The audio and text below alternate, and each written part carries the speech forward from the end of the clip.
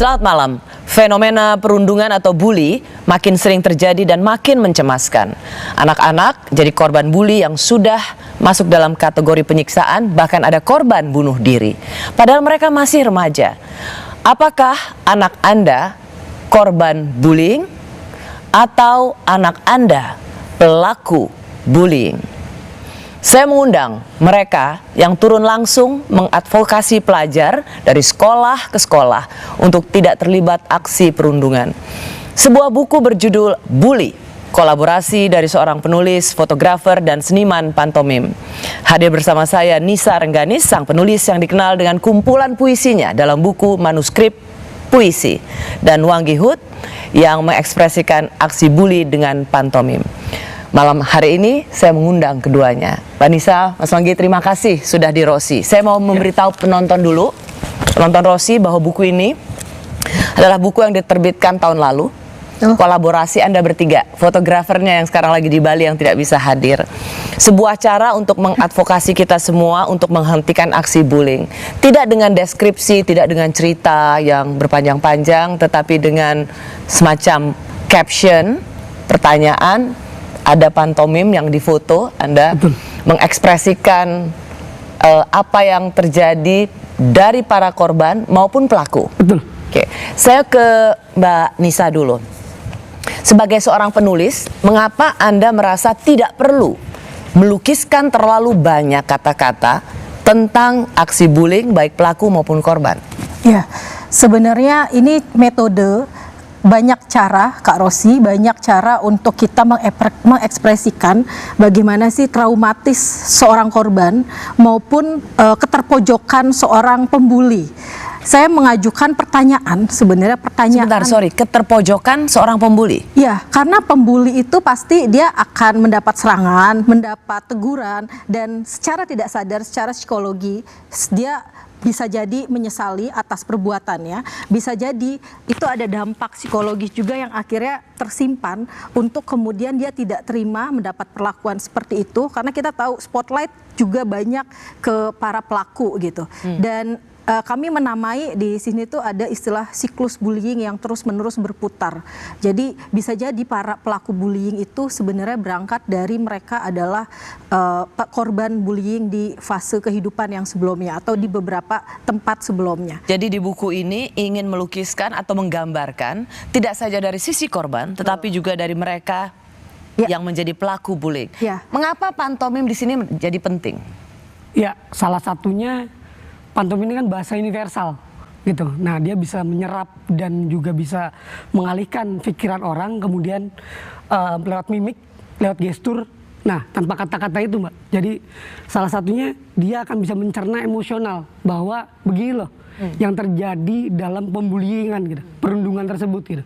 Jadi lewat ekspresi itu saya juga tampilkan ekspresi para pelaku, pembulinya, bahkan korbannya gitu. Bahkan sorry, kalau gitu ke pelaku, apa ekspresi pelaku yang dapat kamu lukiskan? Iya, yang dapat saya lukiskan adalah sebuah kebanggaan ketika dia melakukan bentuk tindakan kekerasan verbal ataupun fisik tersebut gitu. Misalnya? Ya, misalnya, nah, sebuah kebanggaan, gestur kecil pun dalam pantomim itu punya makna yang luas gitu. Nah, itu bisa menangkap bahwa salah satunya adalah, oh, ini pelaku atau memang korbannya. Nah, pembaca buku foto bully ini akan bisa memainkan pikirnya gitu. Karena buku ini juga salah satunya itu bahasa visual yang juga dikuatkan juga. Ketika Anda mengatakan bahwa inilah ekspresi mereka yang menjadi otak bullying atau mereka yang menjadi pelaku perundungan, ada rasa kepuasan, kebanggaan. Ini ketika mereka berhasil melakukannya dan nggak ketahuan. Ya. Dan nggak ketahuan. Jadi mereka bisa dengan sesuka hati, sepuas hati melakukan perundungan ketika nggak ketahuan, ketika korban nggak speak up. Makanya ekspresinya adalah kebanggaan, kepuasan. Betul. Pertanyaan apa yang menurut Nisa paling penting ditanyakan untuk korban bullying? Oke, yang pertama buku ini mengajukan dua pertanyaan baik bagi para korban maupun bagi para pelaku. Jadi kenapa tadi Kak Rosi nanya kenapa nggak dengan tulisan panjang, tapi bentuk pertanyaan itu sebenarnya pertanyaan yang satir dan juga pertanyaan yang reflektif masing-masing dari kita ketika membaca pertanyaan itu, kita akan berkaca kepada diri sendiri. Salah satu misalnya saya bertanya, apakah Anda sudah membuli hari ini? Atau pertanyaan berikutnya untuk suara dari korban, apakah Anda sudah dibully hari ini? Oke, apa ekspresinya? Nah, coba Wanggi. Apakah Anda sudah membuli hari ini? Atau ketika saya bertanya, apakah Anda sudah dibully hari ini?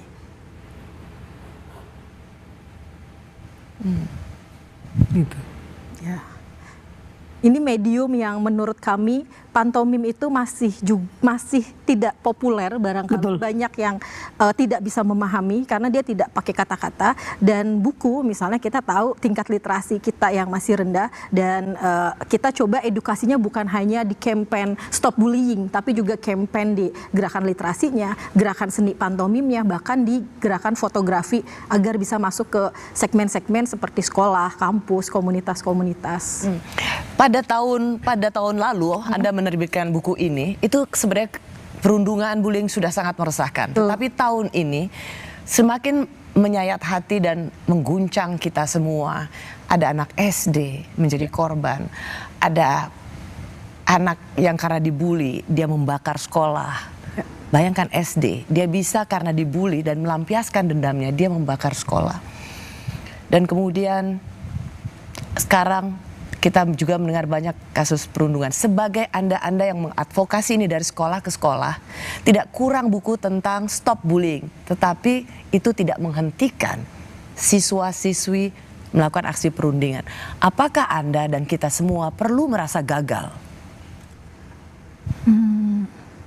Belum merasa perlu gagal ya, karena ini usaha dan kami pikir sekolah itu tempat yang paling banyak kasus kekerasan bullying, padahal ini lebih miris lagi, padahal punya satgas untuk perlindungan bagi para siswa gitu di Permendikbud nomor 46 tahun 2023, itu sebenarnya sudah ada upaya setiap sekolah itu harus punya satgas tentang tindak perundungan ya. Nah, tapi kan kami lihat itu tidak masif.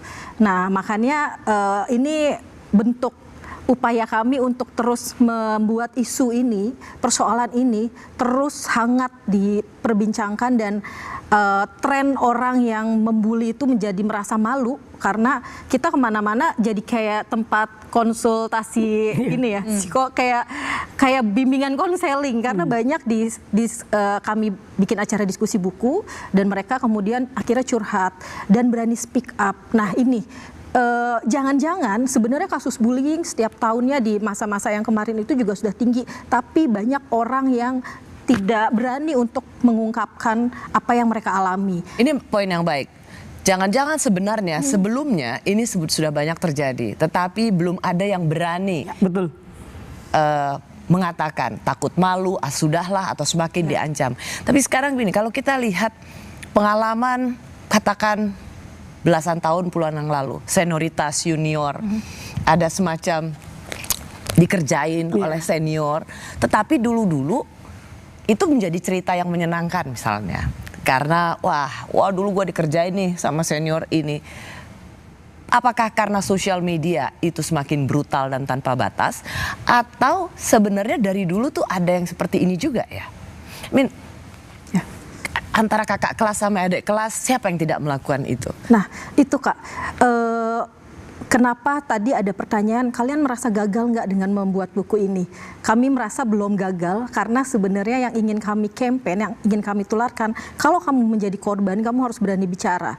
Bahkan itu udah menurut kami satu keberhasilan, karena justru dengan saling menguatkan, saling menyemangati, ya udah kamu harus sampaikan paling tidak ke guru bimbingan konseling di sekolahmu. Karena kami temui, dan saya juga pengajar di sebuah universitas, dan di kampus juga itu marak terjadi, dan mereka cenderung permisif, artinya menganggap udahlah itu cuma bercanda kali, atau ada kesan kalau dia melaporkan kemudian disebut istilah wadulan tuh ngadu banget sih lu.